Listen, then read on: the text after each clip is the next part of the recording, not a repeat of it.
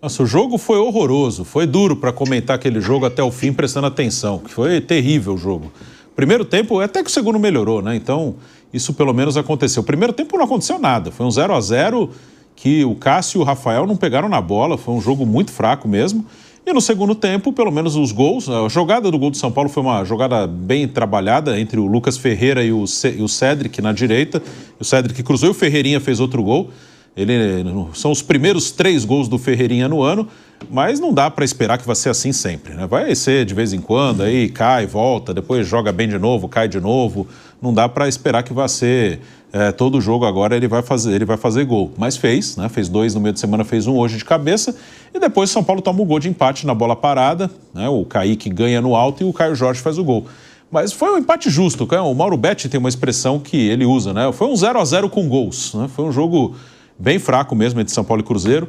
Sem o Lucas e sem o Oscar, sobra pouco ali no São Paulo. É um time que ele passou a defender melhor a partir de um certo momento no Campeonato Paulista, na reta final, mas é um sofrimento para criar. E aí depende muito do individual e os dois que podem individualmente fazer alguma coisa não estão. É só pegar um retrospecto do São Paulo, o jogo do Aliança até uma exceção, que foi 2-2, mas pega ali, quarta de final do Paulista, São Paulo 1-0 no Novo Horizontino. Semifinal, 1-0 para o Palmeiras, com pênalti que não foi. Aí, Brasileiro, 0-0 com o Sport. Estreia na Libertadores, 1-0 no Tajeres. Segundo jogo no Brasileiro, 0-0 com o Atlético. Aí teve esse 2-2 e hoje 1-1. Então, os jogos do São Paulo são de poucos gols. Porque o São Paulo está defendendo bem. Hoje não teve o Arboleda, que faz falta. O Ferrarese ficou no banco também. Mas para atacar, para criar, é muito difícil, né? O São Paulo cria muito pouco. E isso está bem longe de ser solucionado. Acho que vai melhorar na individualidade. Quando o Lucas estiver aí, quando o Oscar estiver, aí pode melhorar porque eles são mais talentosos.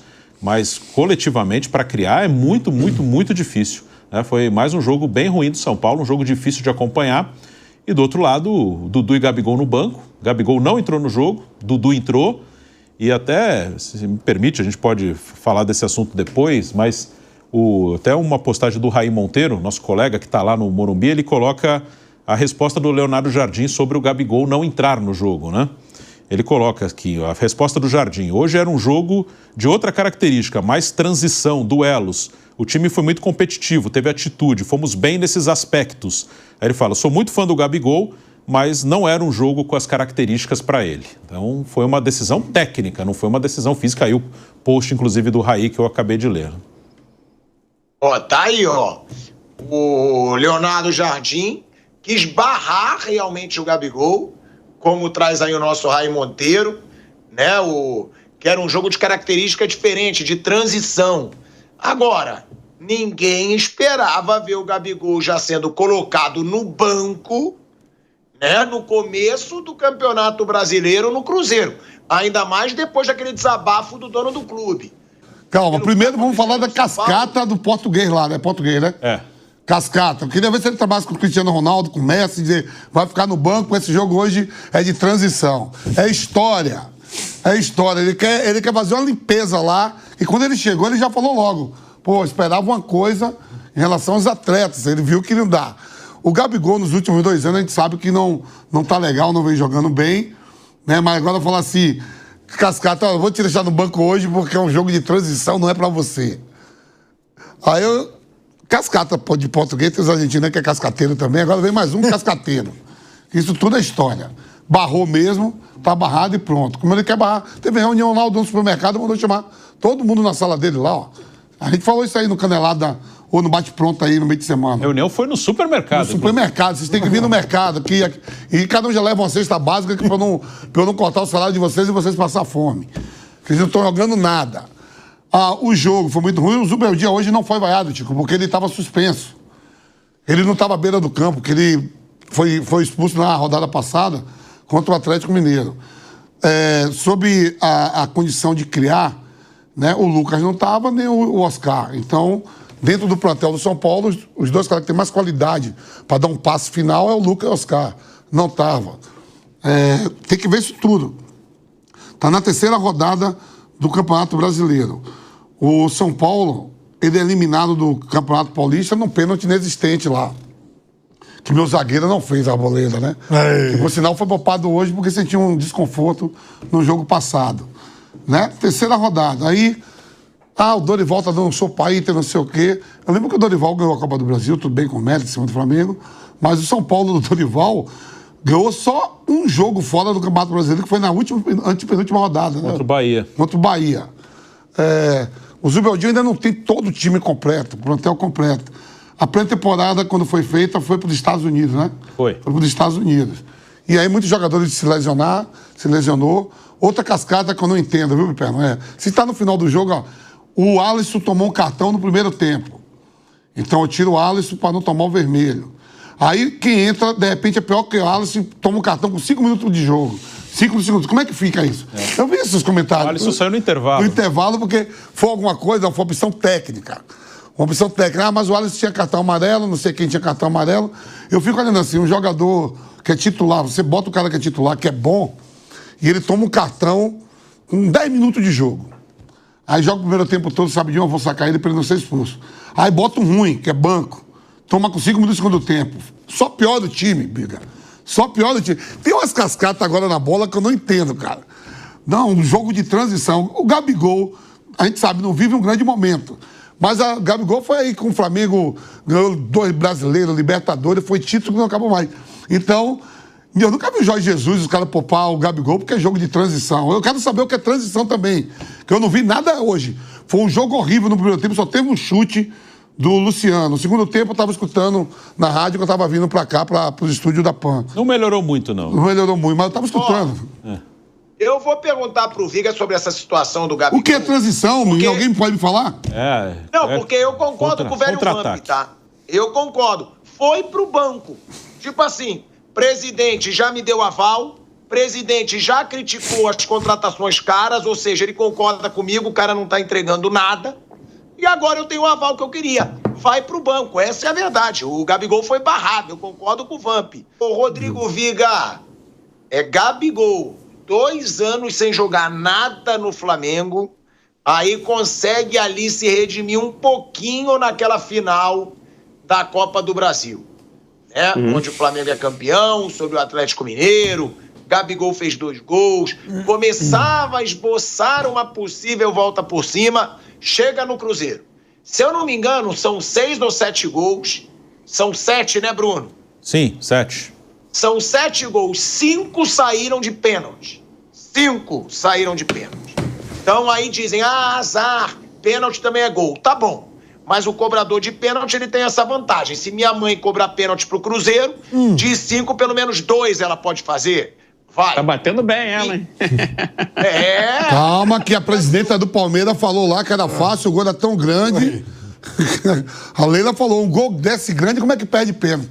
Menos, Chico. Para. Pô, o cara fez 7 gols, velho Vamp, 5 de pênalti. Eu numa brincadeirinha, cobrei 4 pênaltis pro Volpe. Fiz 2, porra. Não, pênalti é importante, é gol, eu sei, é gol também. Eu lembro que o Diba foi artilheiro do Campeonato Brasileiro, com quase 30 gols, ele fez 25 de pênalti. Então, não dá, pô. Você lembra? Não dá pra você considerar igual gol com bola rolando. E ó, onde eu quero chegar? O Gabigol não tá emplacando, gente. Será que o Gabigol realmente não vai voltar a jogar futebol no alto nível? Porque ele precisa acelerar isso, Viga. Tá ficando constrangedor. Eu concordo com você, Pilhado, mas a gente entra naquela discussão do biscoito, né? Será que a culpa é do Gabigol que não tá rendendo ou o time que não tá fazendo ele render? Essa é uma questão. Eu acho o elenco do Cruzeiro... Calma aí. Ele tava no Flamengo, o melhor time do Brasil, e não tava jogando. Não, tô falando do Cruzeiro agora. Acho que o Cruzeiro de hoje é um time desequilibrado nas suas funções e nos seus setores. Um meio nota 7, um ataque relativamente, ou pelo menos em termos de nomes, muito bom, e um sistema defensivo que deixa muito a desejar.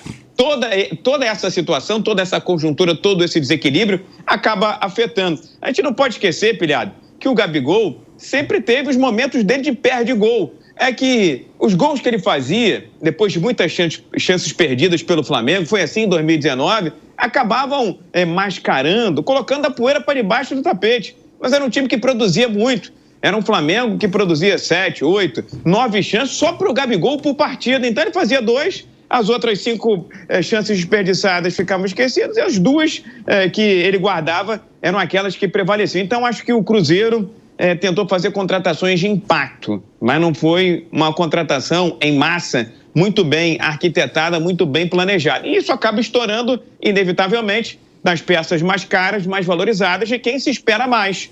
Dudu e Gabriel Barbosa e Dudu. Acho que superestimaram o Cruzeiro pela contratação de jogadores caros, mas com toda essa questão de um time heterogêneo. E acho também que o São Paulo, já que a gente está falando do duelo com o São Paulo Futebol Clube, é um time que foi superestimado, supervalorizado, porque conseguiu feitos que muita gente não imaginava que o São Paulo ia conseguir nesses últimos 2 anos. A conquista da Copa do Brasil e também a vaga na Libertadores da América. Sem a presença dos seus 2 principais jogadores, Lucas e Oscar, esse nível de qualidade do São Paulo, que já é de médio para alto, baixa bastante. Daí o resultado final da partida, um empate com um futebol modorrento, que não encheu os olhos de ninguém, e eu não apostaria minhas fichas nem em Cruzeiro, nem em São Paulo. Se um dos dois, ou os dois, conseguir beliscar uma vaga na Libertadores da América do ano que vem, levanta as mãos para o céu, porque não vejo, nesse começo de temporada, times prontos, moldados e lapidados para chegar a esse momento. E só um detalhe, pilhado, eu sou daqueles que acham o seguinte: quando já não existe mais a sinergia, não existe mais a catarse, não existe mais aquele envolvimento das arquibancadas com o técnico para com o time, acho que a melhor saída, num momento como esse, embora eu seja contra uma demissão de um técnico de gabarito, acho que o Zubeldia é um bom treinador, acho que o momento está se construindo, está se formando para o bem do São Paulo, porque se ficar empurrando essa história com a barriga, vai estourar no Brasileiro, vai estourar na Libertadores, chega no meio do ano, a temporada já está relativamente comprometida, pilhado. Então, as decisões têm que ser tomadas logo, como tomou o Felipe Luiz hoje, em mudar o esquema tático do Flamengo e as peças diante da vitória do Grêmio, sobre o Grêmio pelo placar de 2-0. Agora, o Fábio Piperno, e o Gabigol, hein, gente? Será que não decola mais, não? Porque foram 2 anos ridículos no Flamengo, salvos pela final da Copa do Brasil, que ali ele se destaca e faz 2 gols, aí tira a onda dele. Agora no Cruzeiro, chega como uma grande estrela, 3º maior salário do Brasil, depois do Neymar e do Depay, né? Gabigol ganhando muito dinheiro. O Marcelo Teixeira, presidente do Santos, até falou que o Gabigol disse para ele, é o último contrato grande da minha vida, é para garantir minha vida. Faz esse contrato, mas não joga nada, Piperno. Há muito tempo que o Gabigol não joga nada. São partidas ruins, são gols perdidos, como o que ele perdeu na semifinal do Campeonato Mineiro, sem goleiro, domínio ridículo de bola, que eu já vi vários lances aí viralizando na internet do Gabigol não conseguindo dominar a bola. Cara, o que será que aconteceu com o Gabigol? O Vamp, eu acho que foi você, né, Vamp, que teve até uma teoria que quando ele deixa de ser levado para a Copa, ele falou, era o que me faltava, eu acho que não vou para a Copa, ele deu uma desmotivada. Foi você que falou isso? Não, eu sempre falo assim, no grande momento do Gabigol e do Dudu, 2 caras que carregou aí Palmeiras e Flamengo a levar títulos e conquistando tudo, o Tite poderia ter dado oportunidade a esses 2 atletas. Levou o Gabigol um jogo ou outro, levou para a Venezuela, acho que ele fez até um gol. E levou para um amistoso, o Dudu, né, das Américas, né? Sim. Eu falei que no momento do Dudu e do Gabigol, aquele momento dos caras, era único. Como o próprio Luan. Quando teve o Luan, ele fica mal depois, mas o Luan foi o melhor jogador da América, jogando muito pelo Grêmio naquela época, e nunca recebeu uma convocação. E o Luan, para mim, foi até o melhor jogador das Olimpíadas, junto com o Neymar e com o Gabigol. O Luan, para mim, foi o grande destaque daquela Olimpíada, que o Brasil conquista a sua primeira medalha de ouro. Sair dele não ir para a Copa, até que foi eu que falei, que eu acho que... foi você, né, Bruninho? E é um palpite, claro, eu não sei. É um palpite que eu acho que a questão dele vai muito, assim, de motivação, e não é nem de sacanagem. Não é que ele fala para ele, não quero jogar. Acho que é meio assim, ele me parece não ter um objetivo, assim, muito claro. Ele não vai voltar para a Europa, acho que seleção ele desencanou depois da Copa do Catar, e aqui no Brasil ele ganhou já o que ele podia ganhar. E não acho que é intencional, mas eu acho que é meio que assim, vai ser isso aqui, beleza, uma carreira legal no Flamengo. Como aconteceu com o Luan, né? Sim, o Luan, sim, e acho que não é de propósito, mas acho que ele não tem hoje uma coisa que... um grande objetivo. Mas aí eu acho que é falta de vergonha na cara. Porque ele tá ganhando o 3º maior salário do Brasil, Você vê, Bruno Henrique ganhou tudo que ele ganhou. Tá com 33 anos, vindo de lesão e dá a vida, corre. Eu acho que você não ter motivação ganhando mais de 2 milhões por mês é falta de vergonha na cara. E Gabigol é abaixo dos 30, né? Tá novo ainda, pra caramba, né? E um erro do Cruzeiro, né? Que é uma coisa que acontece muito aqui no Brasil, né? Que é contratar jogador em baixa como se ele estivesse em alta, né?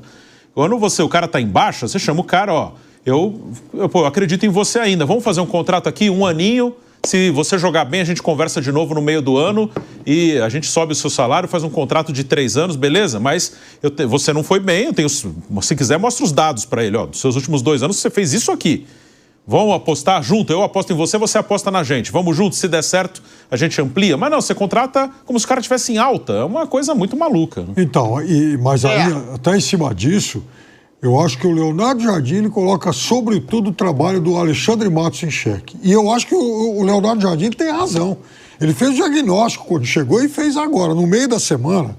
Falou, olha, eu tenho que mudar porque... Ele já tinha feito no estadual. Fez no estadual. E agora ele está reclamando. Ele reclamou, né, no meio da semana, que o time estava perdendo muitos duelos, era um time que, né, não estava se impondo fisicamente, e por isso ele mexeu. E assim, veja, qualquer observador de futebol mais sensato, no início do ano, falou: esse time com esse monte de jogador veterano não vai andar. Mas é mais um caso do dirigente iludir o torcedor tonto que vai lá para as redes sociais xingar quem tenta falar a verdade. Porque se existe um tipo de gente que não gosta de ouvir falar a verdade, é torcedor. Né? Ele sempre acha que o time dele é muito bom. E esse time não vai andar. E veja, o Cruzeiro hoje, o jogo foi ruim, mas foi um jogo equilibrado. Pô, no meio de semana, o Cruzeiro perdeu para o Muxucruna lá. Pô, aliás, convido até o Pilhado e o Viga, muito interessados na LDU. Amanhã tem LDU e Muxucruna. Mas, de qualquer forma, eu acho que o diagnóstico dele está correto. Esse Cruzeiro com o Gabigol não é. E outra coisa, né? Quem era o principal jogador do Cruzeiro na temporada passada?